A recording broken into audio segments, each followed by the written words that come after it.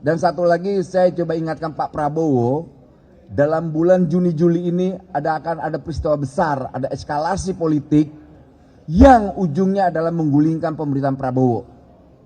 Dan konsolidasi ini sudah selesai dan sudah matang. Konsolidasi sipil, konsolidasi mahasiswa, konsolidasi buruh, konsolidasi kelompok sipil society dan semuanya. Tinggal butuh satu pemicu. Dan 98 jilid 2 akan terjadi tidak lama lagi.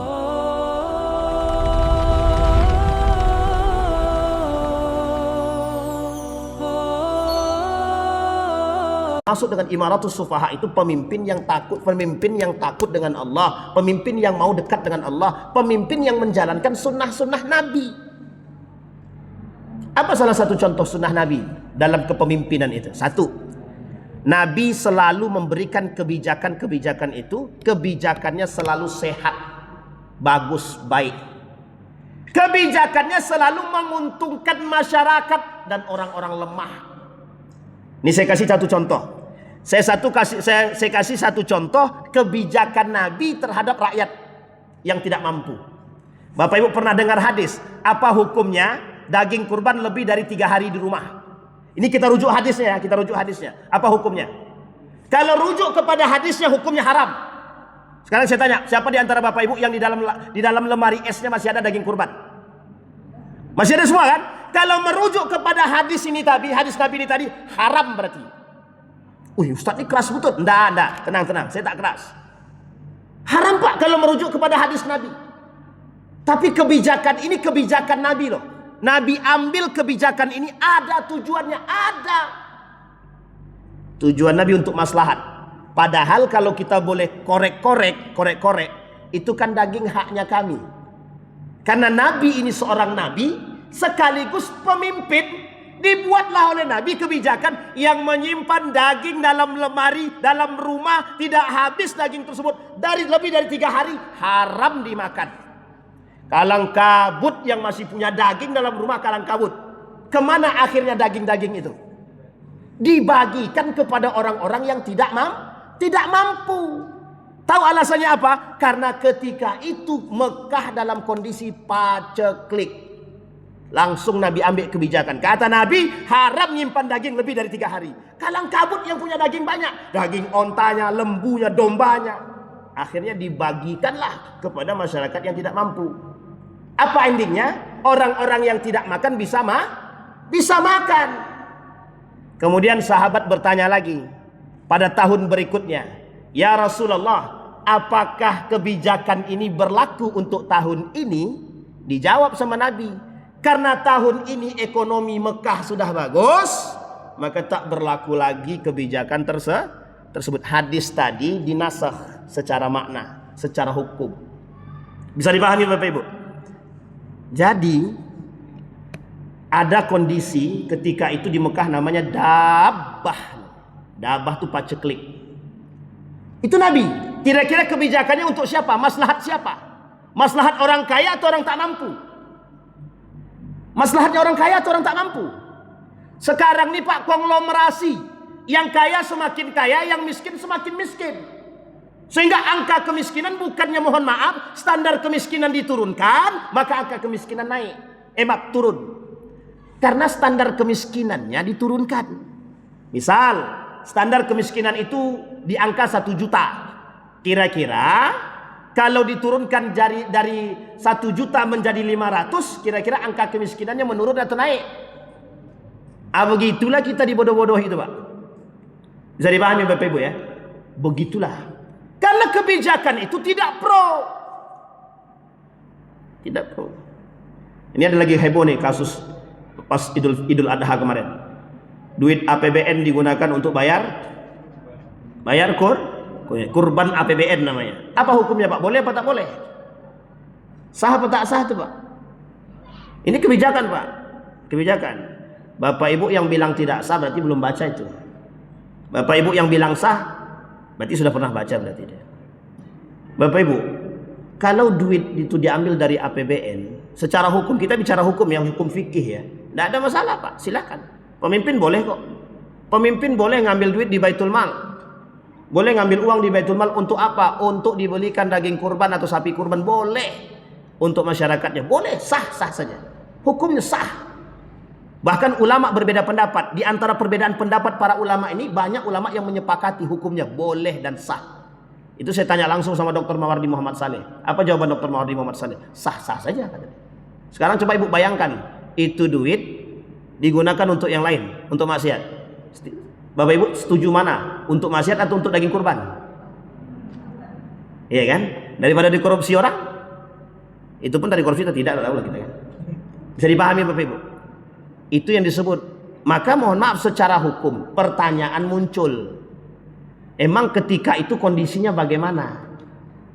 Oleh sebagian ulama mengatakan ketika itu Baitul Malnya sedang sehat, kondisi ekonomi rakyatnya pun sedang dalam keadaan baik, dan daging-daging yang diberikan, sapi-sapi, hewan-hewan tersebut diberikan kepada daerah-daerah terpencil yang tidak mendapatkan daging kurban. Sekarang saya kasih tahu Bapak Ibu, saya baru dapat laporan beberapa hari yang lalu, di Pekanbaru ini ada 3 daerah yang kami temukan tidak ada dapat kurban sama sekali. Itu Pekanbaru. Pekanbaru. Kalau saya boleh menyarankan kepada ketua masjid, ke depan kalau ada sapinya banyak, tolong cari satu tempat yang memang tidak dapat sapi ataupun kambing. Tolong dioper ke sana. Ini sebenarnya tugasnya pemerintah. Saya sudah sampaikan kepada Bapak Kakanwil, kepala kantor, itulah pokoknya. Pokoknya Kakanwil. Kebetulan saya ngisi ceramah subuh di tempat beliau dan beliau ada. Itulah yang saya harapkan. Alhamdulillah ketemu dan saya sampaikan sama beliau. Ada 3 daerah yang tidak, mohon maaf, tak dapat daging. Bukan tak dapat daging, tidak ada hewan yang mau dipotong. Sekarang kalau tidak ada hewan yang mau dipotong, kalau kata Dr. Mawardi Muhammad Saleh, Idul Adha itu hari apa? Hari bergembira. Lah bagaimana orang bergembira kalau tidak ada kambing yang dimakan? Tidak ada kambing sapi yang dimakan? Tidak ada bahagia-bahagianya Pak. Nah, ini poin penting. Sementara masjid yang lain sedang berkelahi. Ini tulang untuk siapa? Kepala untuk siapa? Katanya. Nah, kita berkelahi ternyata masih ada yang belum dapat daging. Kembali kepada poin tadi, Bapak Ibu, itu etikanya boleh dipakai kalau kondisi rakyatnya sedang aman. Ini etika bukan hukum. Kalau kita bicara hukum sah-sah saja. Tapi kalau kita berbicara etika harus melihat kondisi. Tapi kalau kondisi rakyat itu tak mampu, diambil dari duit APBN untuk, mohon maaf, memberikan makan kepada masyarakat yang tak mampu melalui daging kurban, itu sah-sah saja Pak, boleh-boleh saja. Tapi sebaliknya, kalau hanya untuk, mohon maaf, sesuatu pencitraan dan lain sebagainya, maka tak sebaiknya itu dilakukan. Ditambah dengan himpitan ekonomi yang kian parah. Berapa belas ribu $1 sekarang? Sampai 18, 17 sekian lah ya, 17.000 sekian, belum sampai 18.000. Zamannya Habibie 16.000 sudah hancur Pak. Zamannya Habibie. Kemudian diturunkanlah oleh Habibie dari 16.000 jadi 9.000 atau 10.000? 9.000 ya, 9.000. Alhamdulillah. Nah, kita berharapnya ada keajaiban dari langit, dari 17.000 sekian berubah jadi 2.000 atau 3.000. Ya paling tidak turun jadi 10.000 kan lumayan lah. Alhamdulillah. Baik, itu yang pertama, imaratus sufaha. Yang kedua, safkud dima. Kata Nabi, kekhawatiranku terhadap umatku yang kedua, kata Nabi dalam hadis tersebut, safkud dima, pertumpahan darah. Ini sudah pernah saya jelaskan di sini, tapi dengan model hadis yang berbeda. Wala taqtulun nafsan allati harramallahu illa bil haqqi wala yaznun. Surat Al-Furqan. Di halaman terakhir dari surat tersebut. Kata Allah, jangan kalian saling orang kecuali yang dibenarkan dalam agama. Pernah saya sampaikan di sini, nyawa manusia nih itu haram Pak. Keharaman jiwa manusia ini sama keharamannya seperti agama, harga diri, barang-barang yang kita miliki sama Pak keharamannya, dan sama haramnya seperti hari-hari yang diharamkan. Contoh, ada bulan-bulan haram dalam satu tahun itu ada 4 ya, ada 4 bulan-bulan haram tersebut. Nah, di antara bulan-bulan haram ini, keharaman bulan-bulan ini, kesuciannya sama dengan jiwa kita nih. Kahurmati yaumikum hadza wa fi baladikum hadza wa fi syahrikum hadza, kata Nabi. Jadi tidak bisa sembarangan kita membunuh orang, Pak. Orang yang membunuh satu manusia faka'anna maqatalan nasa jami'an, semua seperti semua manusia. Tapi sekarang perhatikan baik-baik, begitulah darah manusia itu begitu murah hari ini. Dikit-dikit masalah tusuk, dikit-dikit masalah. Jadi tak ada lagi harganya jiwa manusia. Sekarang saya tanya Bapak Ibu, apa sebabnya jiwa manusia itu tak berharga? Apa sebab? Apa sebab orang mudah melakukan pembunuhan? Apa sebab? Jawabannya sederhana saja, nafsunya ketinggian. Mohon maaf ya Bapak Ibu ya, nafsunya kalau bahasa kita nih sekarang nih kesetanan. Kesetanan. Beberapa waktu yang lalu ada seorang bapak-bapak konsultasi begini, Ustadz, aku tadi marah besar sama bini aku. Marah besar Ustadz. Saking besarnya marah aku nih tadi Ustadz, keluarlah hilang akal aku nih Ustadz. Langsung aku ceraikan dia. Itu namanya kesetanan. Kemudian dia tanya, kira-kira Ustaz, aku masih sayang sama bini aku Ustaz. Nah itulah yang kita sebut dengan kebodohan yang nyata tadi Pak. Aku masih sayang sama bini aku Ustaz. Kira-kira masih boleh enggak aku kembali Ustaz? Kira-kira jatuh enggak talak aku tadi Ustaz? Memang ikhtilaf para ulama. Satu diantaranya Syekh Ibnu Taimiyah. Ini yang banyak dipakai oleh Kementerian Agama. Dia dipakai oleh Pengadilan Agama. Pendapatnya Ibnu Taimiyah nih. Ibnu Taimiyah bilang, kalau orang dalam keadaan marah dan dia menalak istrinya, maka tak jatuh talaknya. Ini dipakai Pak, dipakai di Pengadilan Agama. Pendapat ini. Jadi bukan pendapat Syafi'i. Kalau pendapat mazhab Syafi'i Pak, jatuh talaknya Pak, jatuh talaknya. Asar sadar dia kalau dalam keadaan marah tuh nampak kalau lampu tuh lampu, itu udah jatuh talak tuh Pak. Tapi kata mazhab Ibnu Taimiyah itu, Syekh Ibnu Taimiyah, kalau dia dalam keadaan marah yang berlebihan, kalau Imam Ahmad ibn Hanbal mengatakan sampai hilang akal, maka tak jatuh talaknya Pak. Tapi kalau mazhab Syafi'i paling ketat Pak, ketat dia. Bapak Ibu bilang, aku talak kau 1, 2, 3 kata suaminya, jatuh 3. Kalau mazhabnya Imam Ahmad, Imam Abu Hanifah, jatuh 1, jatuh 1. Sekarang pilih mana? Imam Abu Hanifah atau Syafi'i? Wah, kalau yang kayak gini kami ikut Imam Abu Hanifah aja Ustaz. Suka-suka lah. Bisa dipahami Bapak Ibu. Ini poin penting. Jadi jangan sembarangan. Orang yang melakukan pembunuhan nafsunya ketinggian, kecintaannya terhadap dunia berlebihan, lemahnya iman, bahkan tidak punya iman. Apa solusinya Ustaz? Solusinya satu. Yang pertama, mohon maaf Bapak Ibu, kita ini semua sama. Tapi kok bisa ada orang yang kuat iman, ada yang tidak kuat iman? Setannya juga beda-beda yang menghasut kan. Kenapa Bapak Ustadz itu kok imannya kuat? Bapak Ustadz yang ini kok imannya nggak kuat? Padahal sama-sama manusia, sama-sama Ustadz pula lagi. Kenapa kok berbeda? Bisa dipahami sampai di sini. Apa yang membuat mereka berbeda? Kualitas ibadahnya. Bisa dipahami Bapak Ibu ya? Kualitas ibadahnya. Yang kedua, kualitas makanannya. Yang ketiga, cara pandangnya. Di situ Ustaz, di sini Ustaz. Tapi kalau cara pandangnya yang di sono Islami, di sini Barat, kira-kira nyambung nggak tuh? Nyambung nggak Pak? Nggak nyambung. Sekalipun yang di sini hafal Quran, tapi cara pandangnya Barat tidak akan sama dengan cara pandang yang Islami, tidak sama Pak. Tidak sama. Itu yang harus kita gadang-gadangkan sekarang. Apa dampak negatif dari perbuatan kita yang jahat itu? Bapak Ibu, misalkan bapak-bapak terbunuh dia sama bapak tadi anak orang. Akhirnya mohon maaf Pak, apa yang terjadi? Dampak negatifnya besar, banyak. Satu, orang yang dibunuh tadi, dia punya anak, punya istri, jadi yatim.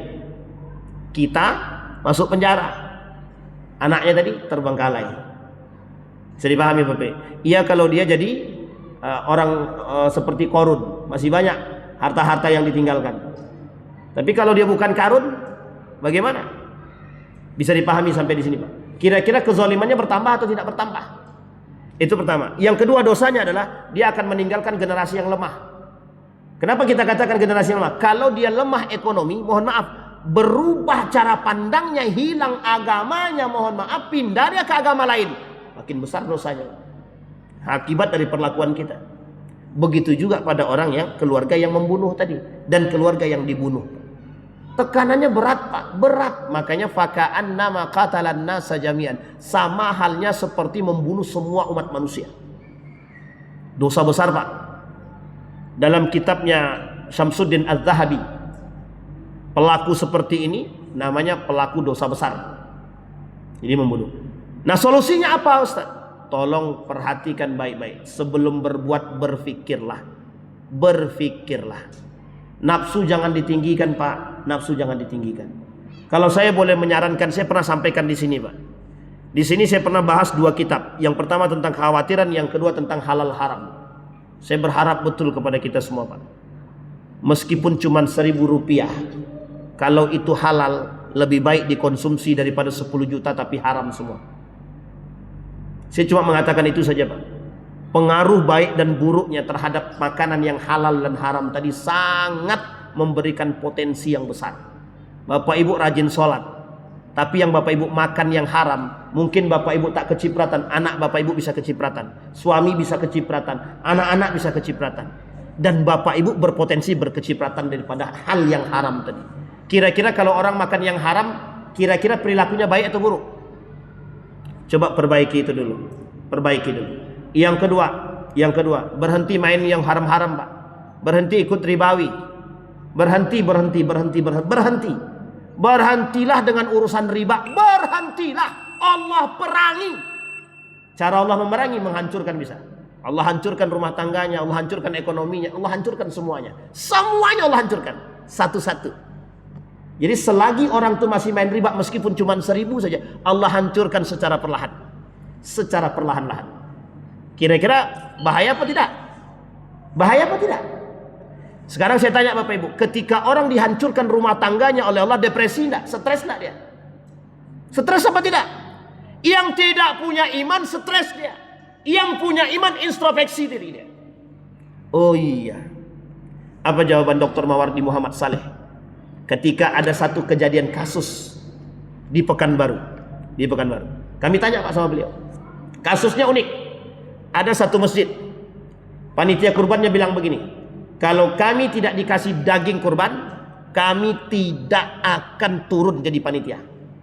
Tahu Bapak Ibu apa yang terjadi? Ditinggalkannya daging kurban itu tadi, tak diurusnya. Apa jawaban Dr. Mawardi Muhammad Saleh? Hukum upah dari daging kurban haram. Kalau ada yang memaksakan diri untuk mendapatkan itu, itulah yang disebut dengan du'ful ilmi, lemahnya ilmu. Imam Al-Ghazali mengatakan, mengapa manusia hari ini tinggi nafsunya ketimbang imannya? Du'ful ilmi, memandang mata ini, memandang dunia ini dengan mata syahwat, kacamata syahwat, tidak dengan kacamata iman. Zaman dulu memandang dunia ini dengan kacamata iman, makanya tak nampak kenikmatan dunia itu, tak nampak. Tapi kalau sekarang, mohon maaf, mobil dinas aja bisa dibawa kemana-mana dengan bebas. Artinya dia tak sadar kalau dia sedang berperilaku dengan perilaku yang haram. Mobil dinas boleh dipakai kalau dalam urusan kerja. Di luar kerja haram dipakai, haram. Begitulah para ulama, begitulah para sahabat, begitulah para pemimpin-pemimpin yang soleh terdahulu mencontohkan kita. Cuma gengsi untuk ngikutin itu. Kenapa? Karena kita gengsinya tinggian. Kalau dapat mobil dinas, itulah yang diharapkan. Kamu kepala bagian apa? Kepala divisi cuma apa mobil dinasnya? Ada, sudah mobil dinasnya. Alhamdulillah sudah ada mobil dinas. Bangga. Pakai mobil dinas, bangga. Ketika dipakai urusan pribadi, haram. Ini kalau ada live streaming bagus ini. Kita haram-haramin Pak yang begini-beginian itu. Nanti dipotong memang dicarinya betul Pak. Parah itu. Benar Pak. Coba lihat. Ada enggak? Mohon maaf ya. Bahkan uniknya lagi, Selingkuh pakai mobil dinas coba. Parah nggak tuh? Penipuannya lagi, dicopot plat merahnya ganti plat hitam. Enggak kacau gitu saudara. Disinilah yang kita sebut. Maka dampaknya itu dari perbuatan tadi. Nah, salah satu solusinya perbaiki ibadahnya. Yang kedua makanannya. Yang ketiga Bapak Ibu, yang tadi kita sampaikan, tolong halal haramnya diperhatikan, urusan ribawinya diperhatikan. Karena sejauh mereka masih melakukan yang 3 hal atau salah satu di antara 3 ini, mohon maaf, maka akan sulit dia mendapatkan kebaikan tersebut. Tapi kan kami punya usaha, baik. Yang penting ada motivasi untuk memperbaiki diri, meninggalkan ketiga ini perlahan-lahan. Boleh Ustaz? Boleh, sangat silahkan. Tapi kalau masih eksis dengan itu, tak ada motivasi untuk meninggalkan, maka tinggal sampaikan. Aku siap berperang denganmu wahai Allah. Selesailah. Bisa dipahami sampai di sini Bapak Ibu? Bisa dipahami ya? Begitulah ancaman Allah. Maka jangan salah kalau kita hari ini tidak dianugerahkan oleh Allah. Bukan tidak, belum dianugerahkan pemimpin-pemimpin yang takut kepada Allah. Karena mohon maaf, yang dimakan masih banyak bercampur yang syubhat dan yang haram. Bukan yang halal Pak. Yang syubhat dan yang haram bagi para pemimpin-pemimpin yang seperti itu. Bisa dipahami ya Bapak Ibu ya? Maka salah satu solusinya sudah kita sampaikan, perbaiki ibadah, perkuat makanan yang halal, jauhi yang disebut dengan yang sifatnya riba. Allah tak akan berhenti memerangi siapapun. Fa'dzanu biharbim minallah. Maka Bapak Ibu sekalian yang berbahagia, 2 hal sudah kita sampaikan, imaratus sufaha dan safkud dima. Mudah-mudahan ada waktu, jika Allah izinkan di pertemuan yang akan datang, maka kita akan sampaikan sisanya 3, 4, 5, 6 insyaallah. Mudah-mudahan ada manfaat. Fa'tabiru ya ulil absar la'allakum tuflihun. Assalamualaikum warahmatullahi wabarakatuh.